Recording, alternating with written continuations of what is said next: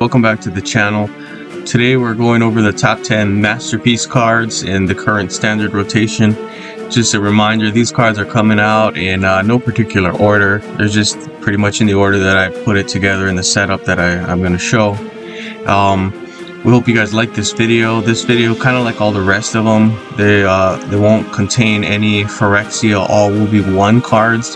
Yeah, the reason for that is, we haven't collected a whole lot of them. We haven't seen a whole lot of them in gameplay, right? We haven't played with a whole lot of them. So it would be kind of irresponsible for us to say, hey, go get this card, spend all your resources on getting this one card, and we haven't even used it, right? So we don't want to do that to you guys. We want to just talk about the cards that we know, cards that we've been playing with for all this time. If you guys want to see our video that we put together that has all of those chase cards, those wish list cards, yeah, you can find that on our page too. All of the Phyrexia 1 cards that we like are all on that video. Okay, so that being said, let's get down to it. This is a top 10 masterpiece cards in the current standard rotation. Here's the first card that I wanted to show. I think this is one of the top 10 best cards that we have in the current set. When we're looking at masterpieces, yeah, this is definitely one of the top 10 cards. Okagachi, the Vengeful Kami. This is a really, really good card. You can see that it can be played in every single deck that you have, right? Because it's got all the colors on it. It says, when this creature deals combat damage to your opponent's planeswalker, if your opponent controls more cards than you, exile an opposing card at random. Otherwise, opposing creatures can't attack until the beginning of your next turn. So this is one of those cards that I really like because it does a lot for you defensively, right? You can see that if your opponent has more cards than you, you can exile one of their cards at random. So that's going to help you a lot. If you have more or they don't have more than you can give all of your opponent's creatures can't attack. And that's really a really good feature of this card. This card, of course, is a little bit more on the expensive side, but I think it's worth it. If you can get this card down, you're going to be able to even out the game. If you're playing from behind, you're going to be able to come back. And, I've seen this card stop my opponent just many, many times, just giving the can't attack, to all the creatures. So that really does help. The next card I want to show is the Silent Blade Oni. This is a really, really good card. I've used this in previous decks that I've shown on this channel. One of the things that I like is that you can see here in the reading, it says, when this creature deals combat damage to your opponent's planeswalker, create a copy of the first card in your opponent's hand, and that card gains full mana. Then your opponent's going to discard their first card. So what it's going to look like is they're going to put a copy of their first card into your hand. You're going to get full mana for that, and they're going to lose it. They're going to get that card discard from their hand. So really, it's going to look like you're stealing their card. And that's a really good thing. This really helps to play some good defense because your opponent's going to try to play those first cards. They're going to try to pay them off, and you're going to be able to stop them by discarding it. And what's even better is you'll get a copy of it in your hand just in case you wanted to use it. So here's a good card. Here's the next card that I want to show. This card is Cigard, Host of Herons. This is a really, really good card. One of the things that you'll find with this card is that it gives every other creature on the battlefield prevent damage. Of course, that's really, really good, right? We want to be able to prevent damage to our creatures. That's just one of the ways that we can just play some really good defense. If you match this card up with cards that have like Reach or Defender or Vigilance, they'll just be able to block all kinds of creatures, and you won't have to worry about them taking damage, right? So it's a really nice card here. One of the things that I like is that it says this bottom piece, it says when a creature you control blocks, becomes blocked, or when your opponent casts a spell, you can convert 5 gems to loyalty. That's really nice. We want to use that, especially. Those loyalty gems will start to connect at some point, and you'll be able to get more loyalty points that way.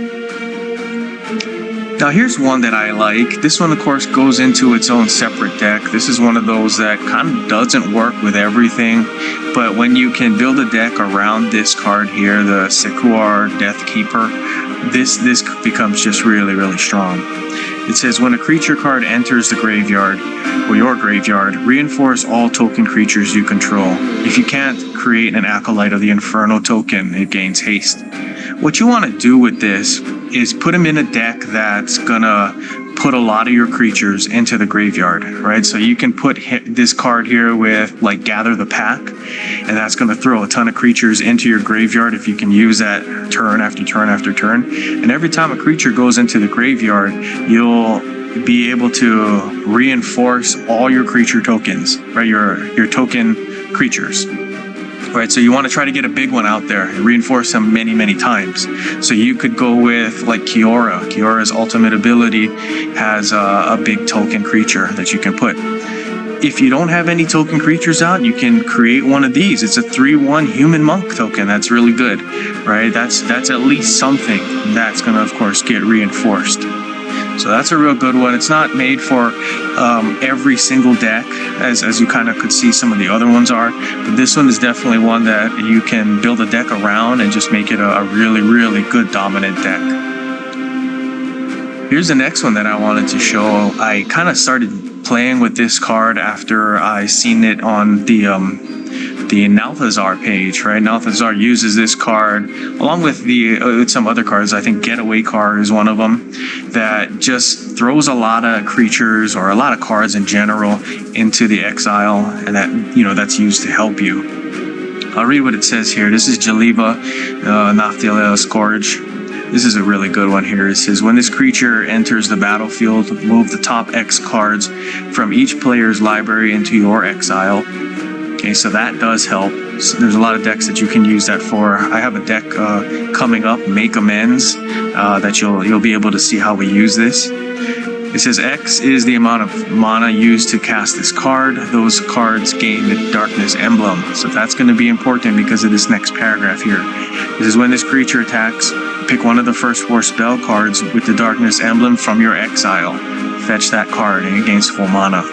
All right, so as I mentioned, we have a Make Amends deck that I've used this card in, and you can see how it's gonna just really get big and strong and nasty. All right, the next one I wanted to talk about here is the Ghoul Caller Giza. This is a nice one too, right? It's got a couple of abilities here that make it really, really nasty.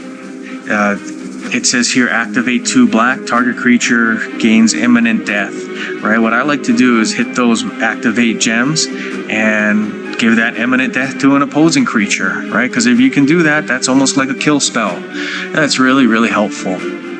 It says, when a creature you control with imminent death dies or loses a reinforcement, create 2 zombie tokens. So you can use it on yourself. Kind of don't really recommend doing that unless you have a creature that you can kill and then it gives you some sort of bonus, right? Or if you have a creature that maybe has in the text, hey, when this creature loses a reinforcement, then you get some sort of bonus. You can pair that with this card here, and that's going to help. The thing that I mentioned earlier, activate 2 black, target creature gets imminent death. It says here on this bottom part, it says if this card is not invoked, this effect triggers when any creature with imminent death dies or loses a reinforcement. So what you want to do a lot of times is trigger that black activate gem, give the imminent death to an opposing creature. That creature, of course, is going to die. It's going to be just like a kill spell. And because this card was not invoked, you'll get 2 zombie tokens. You know, I really like the tokens, and this is one of those that helps you to put out some. Lambholt Elder, this is a really good card here. If you take a look at the flip side, you'll see that it can buff itself. It says at the beginning of your turn, this creature gets XX, which is how many green gems you have on the board, up to 6. That's pretty awesome. This part over here is very awesome too. It says at the beginning of your turn, convert X gems to green. X is a number of creature cards you control, including their reinforcements. So if you can put a ton of creature tokens down, as I showed you in a couple of decks here on this channel, decks like the Howling Lineage, you'll be able to turn a whole lot of gems into green, which is going to help a lot. And it's a really good combo with this next card here that you've seen on my channel. This is the Huntmaster of the Fells. It says when this creature enters the battlefield or transform, create X wolf tokens. and gain X life, and X is this creature's power. So that's really a helpful one. You can make a lot of tokens, which kind of pairs with the previous card that I just showed you, and you can see how this works together in the Howling Lineage deck. Over here is important too. This is really good for creature removal. If you take a look at the flip side of that card, it says when this creature enters the battlefield or transforms, deal X damage to each opposing target. Each opposing support loses X shield.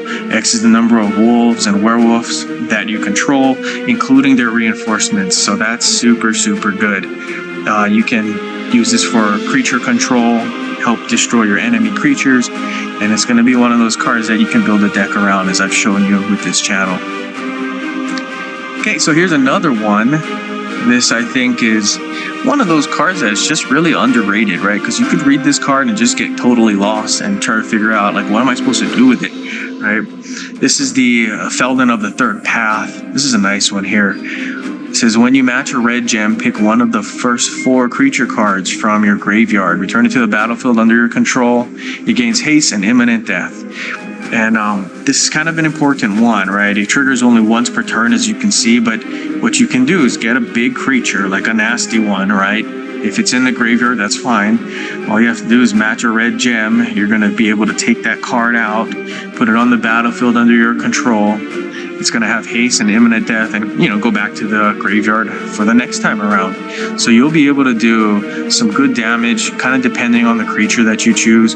What I would also look at is choose a creature that has one of those abilities, like, hey, when this creature enters the battlefield, do whatever kind of damage, or do it whatever kind of bonus, right? Those are really, really good. Definitely try to use that. Now, the last one that I want to talk about in the top 10 are all those Mox Emeralds, Mox Jets, Mox Pearls, those cards, right? Kind of as you've seen with this is not one of those, these are not cards that you would probably play for every single deck, because you don't want to use the blue one if you got half of the cards are not blue. But if you do have this card, you've seen that, I'm sure you've seen that it does a lot of good for you, right? You can pay for cards really, really quickly. One thing that I would say is if you have this card here, this Mox Sapphire, or any of the Mox cards, you should probably put some convert gems into your deck, like cards that convert these gems, right? If you get those convert cards in there, you're going to find it a lot easier to trigger the Monofield ability here. Okay, so that's the top 10 that I feel like we have in the current set with all of our standards. I want to show you guys some honorable mention cards that I think are really, really good, that just are outside of the top 10. All right, Ever-Flowing Chalice. This is a nice one.